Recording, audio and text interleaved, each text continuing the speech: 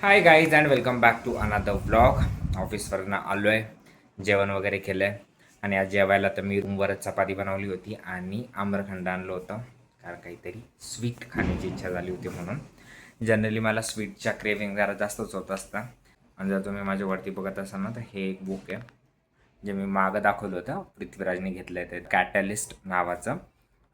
बरंच फेमस आहे असं म्हटलं जातं. आय डोंट नो, त्याचं वाचून झाल्यानंतर ना मग मी आता वाचायला घेईन. आणि त्याच्याच मागे ना आविष्कारने संविधान वाचायला घेतलं आहे. त्याच्या मागे मी जे वाचतोय ते फक्त पुस्तकं घेऊन ठेवलेत, याच्यातले अर्धे वाचले अर्धे तसेच आहे.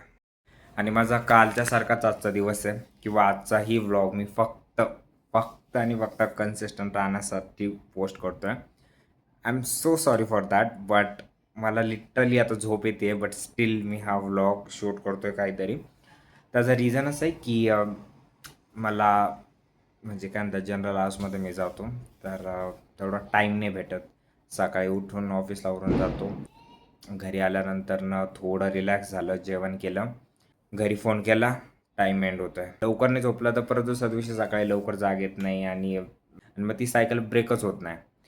त्यामुळं थोडेसे प्रॉब्लेम चालला. या अपकमिंग वीकेंडमध्ये मी नक्की याच्यावर विचार करेल की नाही कसं प्रोसीड करायचं आहे. खरं तर ॲक्च्युली तर माझं रुटीन एकसारखंच होतं आहे, बट स्टील ते सुद्धा मला रेकॉर्ड करता येत नाही आहे, ते सुद्धा मला शूट करता येत नाही आहे. जो पर्पज मी व्लॉगिंगसाठी ठेवला होता तो सुद्धा फुलफिल होत नाही आहे. I am little bit sad for that, but still I am just going on and going on and going on, trying to be consistent. Let's see how the thing will proceed further. But yeah if you are still watching, because काल मी रात्री vlog upload केल्यानंतर ना within 15 minutes कोणीतरी vlog बघितला होता and that person like the vlog. I know की माझा कोणीतरी फ्रेंडच असणार आहे. ज्याने कोणी गेला असेल ना ब्रो, थँक्यू सो मच भाई. You are literally understanding my situation right so I think.